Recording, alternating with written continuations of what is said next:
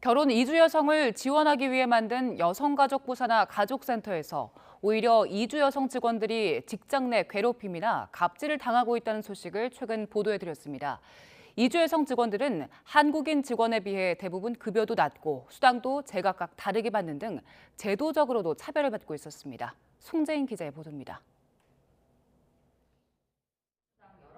지난 2013년부터 가족센터에서 이주민들의 통번역을 돕고 있는 이주여성 C씨. 올해야 처음으로 경력수당 대상자가 됐지만 센터에선 예상치 못한 말을 내놨습니다. 센터 예산이 빠듯해 대신 명절 수당을 절반으로 깎아야겠다는 겁니다.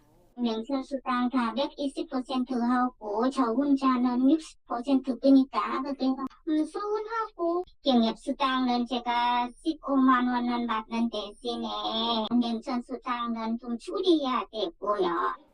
10년 차 전문가지만 한국인 직원들과 달리 호봉제 적용도 안 됩니다. 105만 원 올랐거든요. 10년간 지금까지 190 몇만 원 최저임금보다 조금 더 높아는. 가족센터 이중언어 코치로 일하는 이주여성 D씨 역시 상황은 마찬가지입니다. 1년 늦게 들어온 한국인 행정직 직원과 비슷한 임금을 받는다는 사실에 허탈하기만 했습니다.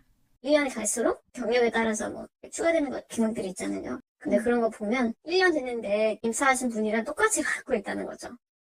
실제 2020년 기준 가족센터 행정직원들의 평균 연봉은 3,400여만 원이었지만 결혼 이주 여성만 채용하는 직군은 2천만 원대였습니다. 배경에는 애초 다르게 적용되는 임금 체계가 있습니다. 가족센터 사업은 크게 한국인 직원들이 행정 업무를 하는 기본 사업과 직군 절반이 이주 여성들로만 구성된 특성화 사업으로 구분됩니다. 그런데 특성화 사업 종사자들은 호봉제와 각종 수당 지급을 규정한 정부의 인건비 지침 적용 대상이 아닙니다.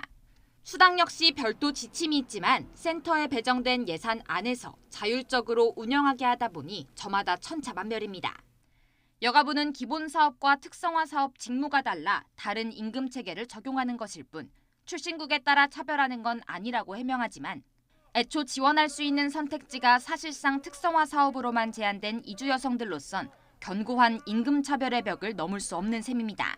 다문화 특성화 사업이라는 이름으로 일자리 창출을 위해 만들었다고 하고 다문화 특성화 사업을 위해 채용되었으니 평생 차별적 대우를 감내하고 일하라는 것은 부당한 일입니다. 최근 인권위조차 정부와 같은 입장에서 차별 진정을 기각하면서 기댈 곳이 없어진 상황.